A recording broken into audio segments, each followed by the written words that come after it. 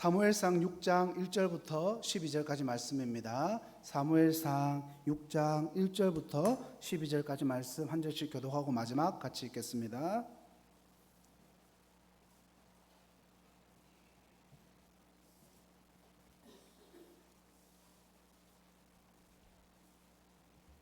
제가 먼저 읽겠습니다. 여호와의 궤가 블레셋 사람들의 지방에 있은 지 7달이라.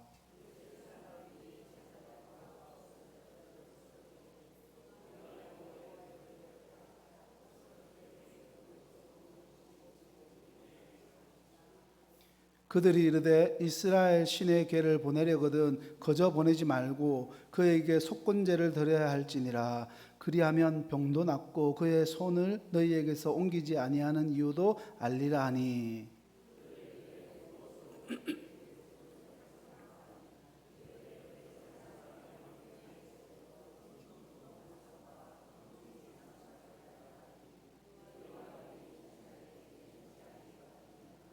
그러므로 너희는 너희의 독한 종기의 형상과 땅을 해롭게 하는 쥐의 형상을 만들어 이스라엘 신께 영광을 돌리라. 그가 혹 그의 손을 너희와 너희의 신들과 너희 땅에서 가볍게 하실까 하노라.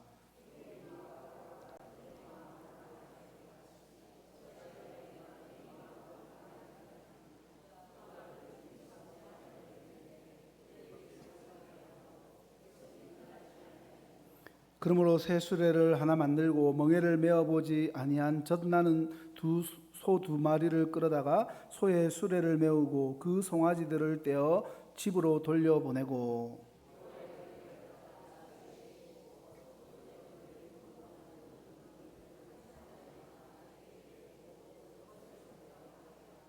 보고 있다가 만일 궤가 그 본 지역 길로 올라가서 벳세메스로 가면 이 큰 재앙은 그가 우리에게 내린 것이요 그렇지 아니하면 우리를 친 것이 그의 손이 아니요 우연히 당한 것인 줄 알리라 하니라.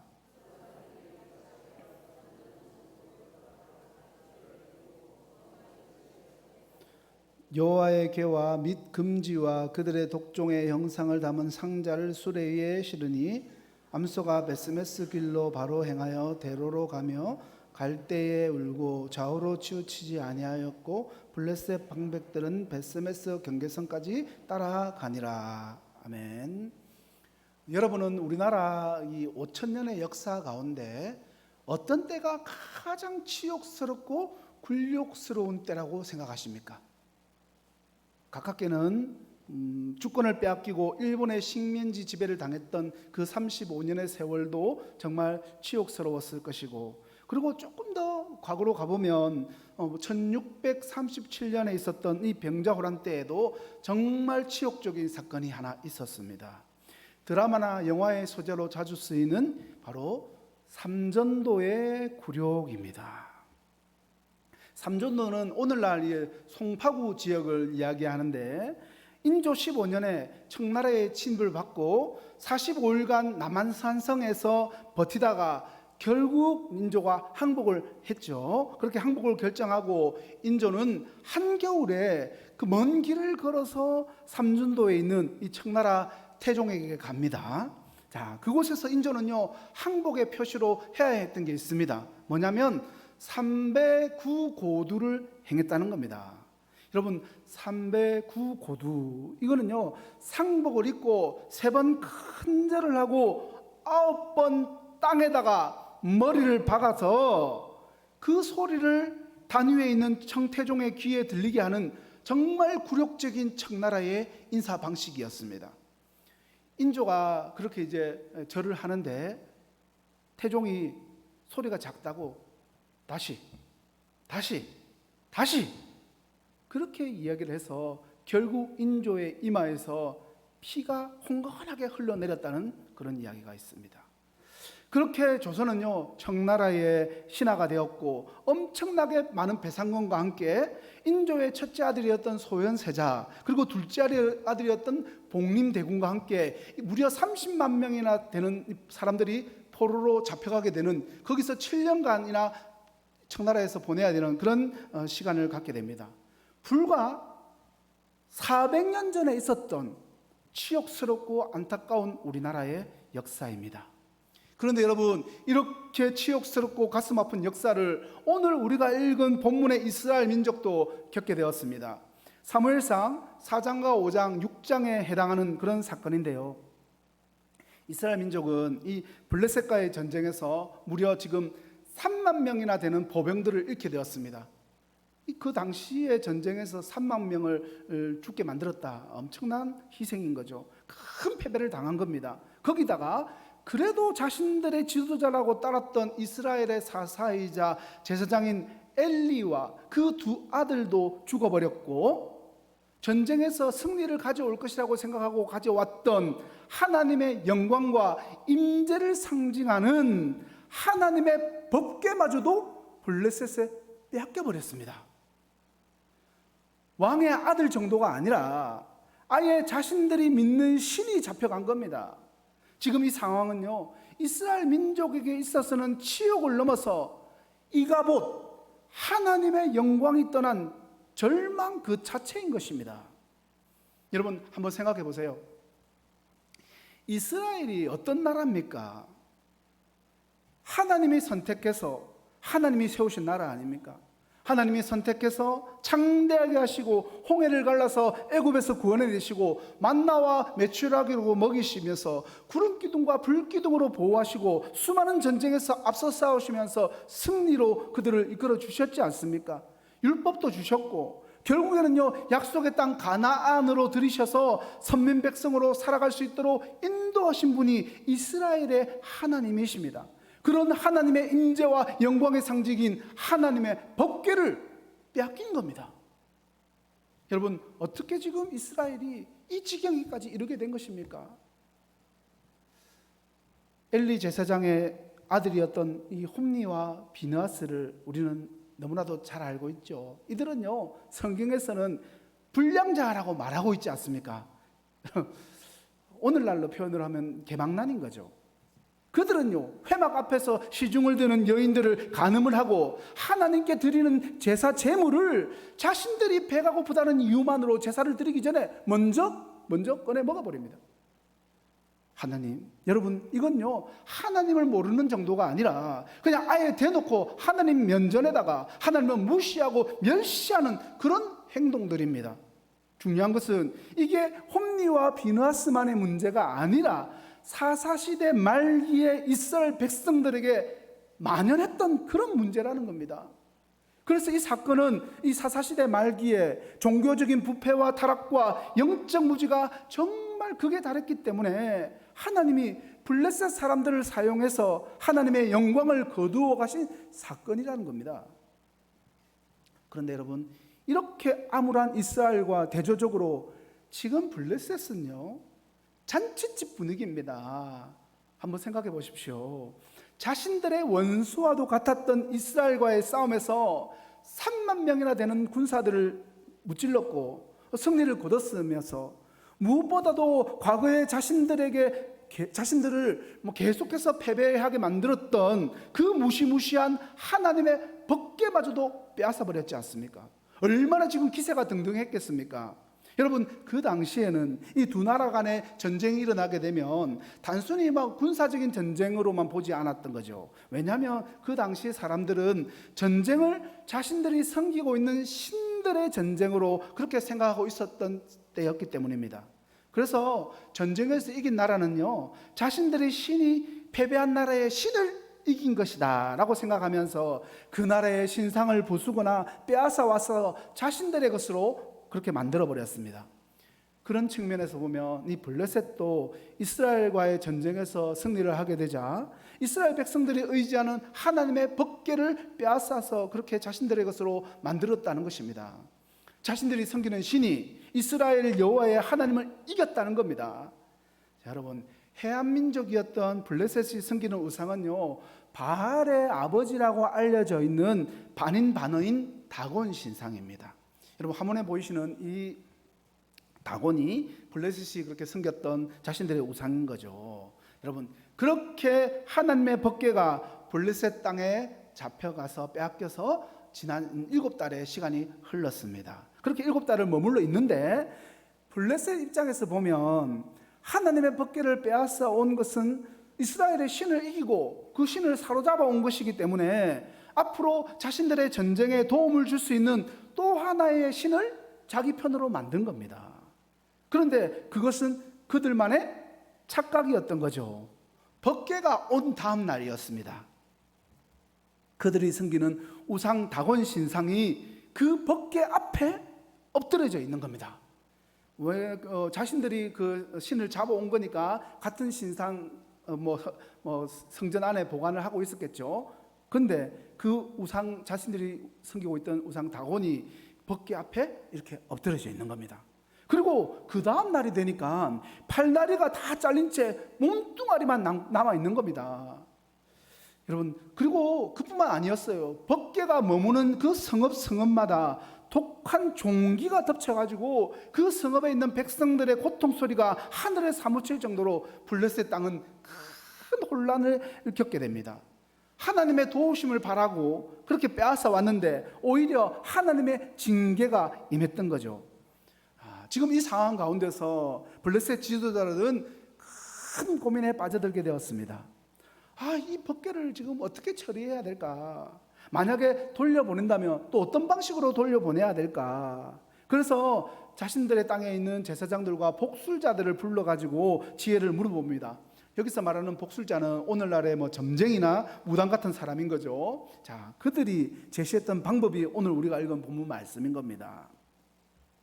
새로 수레를 하나 만들어서 아직 멍에를 메어본 일이 없는 어미소 2마리가 언약궤와 속건제물이 실린 수레를 끌게 하고 아직 덫을 떼지 못한 송아지들은 어미소와 격리를 해두라고 이야기를 합니다.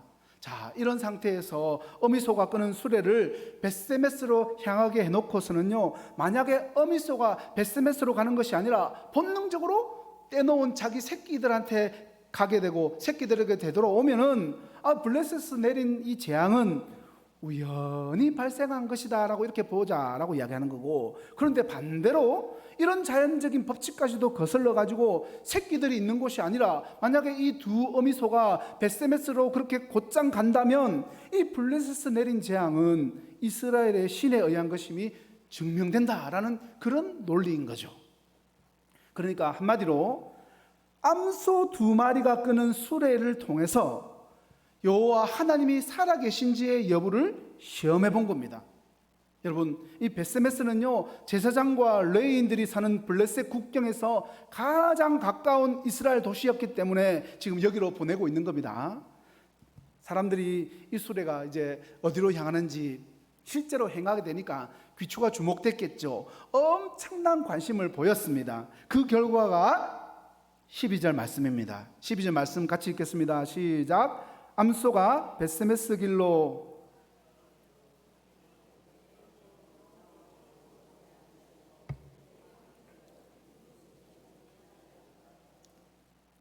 여러분, 지금 어떤 결과가 나왔습니까? 어미소가 새끼들이 있는 곳이 아니라 끝까지 벳세메스로 올라갔습니다. 큰 길로 가는데 갈대에 울기는 울었습니다. 송아지를 떼놓았으니까 그렇게 울었겠죠. 근데 이 암소들이 좌우로 치우치지도 않고 똑바로 가는 겁니다. 정말 놀랍게도 이 암소들이 자연의 그 모성 본능까지도 거슬러 가지고 하나님의 법궤를 벳세메스로 인도를 했던 것입니다. 이렇게 이스라엘을 떠났던 하나님의 법궤가 이스라엘 땅으로 다시 돌아오게 된 겁니다. 여러분, 이 사무엘상 4장, 5장, 6장에 걸친 이 사건을 통해서 하나님이 우리들에게 주시는 교훈이 뭘까요? 그렇죠? 오늘 본문의 내용을 한번 제가 여러 말씀으로 이야기를 드렸지만 머릿속으로 한번 영화처럼 그림을 한번 그려보시기 바랍니다. 블레셋의 제사장들과 복술자들이 제안을 해서 하나님의 법궤가 2 암소가 끄는 수레에 실려서 이스라엘로 올라갑니다. 하나님의 법궤가 흰말이 끄는 황금 마차를 타고 정말 엄청난 호위병사가 양옆에서 도열한 가운데 제사장들과 백성들의 환호를 받으면서 올라오는 것이 아니라 사람은 그 옆에 아무도 없고 딸랑 암소 2마리가 끄는 수레. 암소 2마리가 끄는 수레라고 하니까 여러분 대단한 것처럼 보이시죠? 달구지입니다. 소달구지. 하나님의 법궤가 한낱 소달구지에 실려서 홀로 이스라엘의 벳세메스 쪽으로 쭉 올라오고 있는 겁니다. 충분히 상상해 보셨습니까? 여러분들 머릿속에서 상상하시는 이 장면을 생각하면서 어떤 마음이 드셨습니까? 이 장면이 안타깝게 여겨지고 정말 가슴이 뭉클해지는 그런 장면처럼 이 장면을 여기셨습니까? 여러분 5장과 6장 말씀을 보시면 이스라엘 백성들은 하나님의 법궤를 빼앗긴 다음에 그것을 되찾기 위해서는요, 어떤 계획을 세웠다거나 조직을 만들어서 특별한 군사훈련을 했다거나 아니면 외교적인 협상을 통해서라도 하나님의 그 영광과 임재를 상징하는 법궤를 되찾으려는 그 어떠한 노력도 하지 않았다는 사실을 알 수가 있습니다. 하나님의 법궤를 빼앗겼는데 그것을 어떻게 되찾아올까, 하나님의 영광을 어떻게 우리 가운데 다시 머무르게 할까, 그것을 위해서 어떤 노력도 기울이지 않았다는 겁니다. 여러분, 그렇다면 오늘날 우리는 어떻습니까? 혹시 우리도 이스라엘처럼 하나님의 영광이 우리 삶에서 내 인생 가운데서 희미해졌다는 것을 알면서도 그것을 되찾으려는 어떤 간절함도 없이 그저 세상살이에 바쁘게 살아가고 있지는 않습니까? 영적인 무감각 속에서 빠져 그렇게 살아가고 있지는 않습니까? 그들은요, 법궤를 되찾으려고 하는 마음도 열정도 계획도 능력도 정말 아무것도 없었습니다. 벳세메스에 법궤가 도착했을 때 벳세메스에 사는 백성들이 여러분 어떤 행동을 했습니까? 지금 벳세메스에 있는 사람들은요, 일반 백성들이 아닙니다. 여러분, 이 사람들은 제사장과 레위인들입니다. 하나님을 섬기기 위해서 특별히 구별해 놓은 사람들이었어요. 그런데 이 사람들이 그 법궤가 왔을 때 어떤 행동을 합니까? 하나님의 율법으로 금하셨던 그 하나님의 법궤를 그냥 아무 생각 없이 들여다보다가 70명이 그 자리에서 죽임을 당하는 일까지 벌어졌지 않습니까? 여러분, 이 비극적인 장면은 하나님의 돌아오심이 결코 가볍거나 감성적인 죄가 아님을 우리에게 가르쳐주고 있습니다. 하나님의 임재, 그분의 거룩하심은요, 너무나도 강력하고 두려운 것이기 때문에 죄에 묻어진 인간이 함부로 대할 수 없는 겁니다. 하나님의 돌아오심은요, 잊고 있었던 그 거룩과의 죄인 것입니다.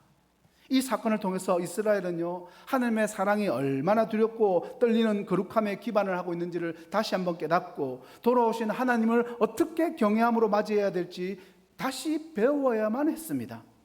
문제는 좀 전에 말씀드렸듯이 지금 이 장면을 보시면 이스라엘은 법궤를 빼앗긴 후에 하나도 달라진 게 없었던 거예요. 하나님을 향해서 마음을 새롭게 했다거나 또 회개를 했다거나 금식을 했다거나 슬피 울었다거나 그들이 하나님을 향해서 뜨거운 열정을 가졌다거나 그런 것들이 전혀 느껴지지 않습니다. 아무것도 바뀌지 않았어요. 하나님의 법궤를 향한 열정도 뜨거움도 계획도 능력도 없는 그 이스라엘을 향해서 지금 하나님은 암소 2마리가 끄는 수레에 실려서 이스라엘을 향해서 올라오고 계십니다. 여러분, 이스라엘 하나님께서 하나님의 법궤가 머무는 이 블레셋 성읍마다 엄청난 재앙을 하나님께서 내리셨지 않습니까? 그렇게 하신 이유가 뭡니까? 정말 이 나쁜 블레셋 놈들 하면서 나의 백성을 짓밟고 나의 영광을 더럽힌 이 나쁜 놈들 내 맛 좀 봐라 하면서 막 그 사람들을 그렇게 죽였던 걸까요? 그게 그들을 심판하는 게 하나님의 목적이셨겠습니까? 여러분, 그게 최종 목적 아닙니다. 여러분, 물론 하나님께서 그들을 심판하신 건 맞죠. 그런데 그 심판의 목적이 뭐냐 하면 그들의 입에서 하나님의 법궤를 원래 있던 곳으로 돌려보내자, 그 말이 나오도록 심판을 했던 겁니다. 그런 의미에서 하나님께서 심판을 베푸신 목적은요, 되돌아오기 위해서, 자기 백성들에게로 돌아가기 위해서 하나님은 블레셋에서 지금 홀로 싸우신 겁니다. 그리고 여러분, 암소 2마리가 끄는 수레에 하나님의 법궤가 실려가지고 벳세메스로 보내보자, 그래서 하나님이 살아계신가 테스트를 해보자는 그 제안을 지금 누가 했습니까? 하나님이 하셨나요? 하나님을 보내신 선지자가 있습니까? 누가 했습니까? 우상을 섬기는 블레셋의 제사장과 복술자들, 오늘날의 무당이나 점쟁이들이 제안한 것을 지금 그 사실을 하나님이 사용을 한 겁니다. 여러분, 이것 자체로 하나님께는요 엄청난 사건인 겁니다. 무당들과 우상을 섬기는 제사장들이 이렇게 하면 하나님이 하신 것으로 알게 될 것이라고 제안한 그 일을 천지와 만물을 창조하신 여호와 하나님께서 그들이 제안한 것을 사용하셔서 그들을 지금 도구로 사용하신 겁니다. 여러분, 하나님이 왜 그렇게 하셨다고요? 바로 자기 백성에게로 돌아가기 위해서입니다. 베스메스로 올라가는 두 암소가 끄는 그 수레에 실려서 만왕의 왕이시오 만주의 주 되시는 주님의 그 임재하심을 뜻하는 그 하나님의 법궤가 쓸쓸히 올라갈 때 이스라엘 백성들은요 아무도 그 법궤를 기다리고 있었지 않습니다. 법궤를 되찾으려는 아무런 노력도 하지 않았습니다. 그리고 그들은요 영적으로 바뀐 게 하나도 없었습니다. 그런데도 하나님은 기다리지 않는 자기 백성을 향해서 초라한 소달구지에 실려서 그렇게 올라가시는 거죠. 여러분, 이 장면에서 떠오르는 말씀이 하나 있습니다. 이사야서 49장 14절과 15절 말씀입니다. 같이 읽겠습니다. 시작. 오직 시온이 이르기를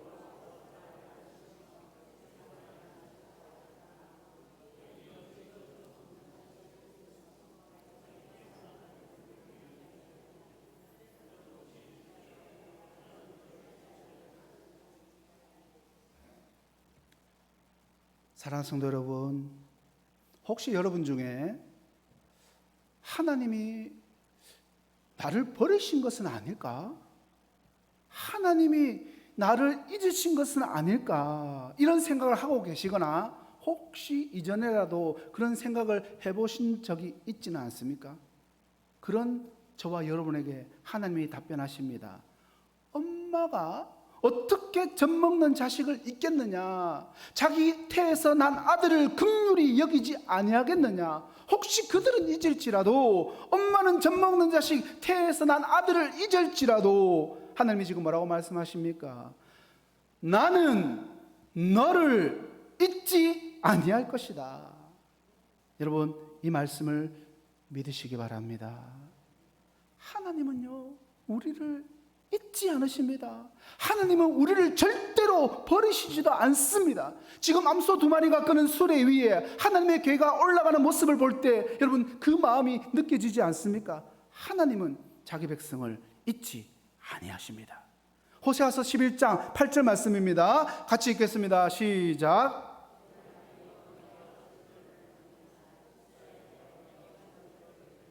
내가 어찌 너를 아드마같이 놓겠느냐? 어찌 너를 스보임같이 두겠느냐? 내 마음이 내 속에서 돌이켜 나의 긍휼이 온전히 불붙듯 하도다. 아멘. 여러분, 범죄한 에브라임일지라도 어찌 내가 너를 놓을 수 있겠느냐? 내가 어찌 너를 버릴 수 있겠느냐? 하나님은 절대로 우리를 포기하지 않으신다는 말씀입니다. 그러면서 내가 너를 아드마같이 놓겠느냐? 내가 너를 어찌 스보임같이 두겠느냐라고 말씀하시죠. 아드마와 스보임은요 소돔과 고모라가 멸망할 때 같이 불탔던 도시입니다. 하나님의 심판을 받고 멸망받은 도시란 거죠. 내가 어떻게 그 도시들처럼 너희를 놓겠느냐, 포기하겠느냐? 그러면서 하나님은 스스로 말씀하십니다. 내가 너희를 놓아버리고 싶고 너희를 버리고 싶은 마음이 들 때마다 내 마음이 내 속에서 돌이켜서 나의 긍휼이 온전히 불붙듯 하도다. 너희를 향한 나의 그 사랑과 긍휼이 정말로 온전히 불붙듯 하도다. 자기 백성을 향한 하나님의 말로 다할 수 없는 사랑인 겁니다. 하나님을 찾지도 않습니다. 하나님을 철저히 외면했습니다. 이 세상을 사랑합니다. 하나님을 향해서 등을 돌렸어요. 하지만 자기 백성을 하나님은 그런 백성이라도 절대로 놓지 않으시고 내 마음이 내 속에서 돌이켜서 나의 긍휼이 온전히 불붙듯 하도다라고 말씀하고 계십니다. 말씀을 맺겠습니다. 우리는 늘 이렇게 생각하고 있죠. 그리고 불신자들도 특히 이렇게 생각하는 사람이 많습니다. 하나님 앞에 나아가기 전에 스스로를 정돈을 해야 된다. 스스로 깨끗해져야 된다. 내가 죄에서 떠나야지만이 하나님께로 나아가지, 내 같은 죄인이 어떻게 하나님께로 나아가겠노? 이 죄만 해결하고 기도해야지, 조금만 더 거룩해지면 예배에 집중해야지라고 다짐을 하기도 하죠. 그러나 오늘 본문은 그 생각을 깨뜨려 버립니다. 하나님은 우리가 준비될 때까지 그렇게 기다리시는 분이 아니라 우리의 처참한 모습 그대로를 향해서 먼저 달려오시는 분이십니다.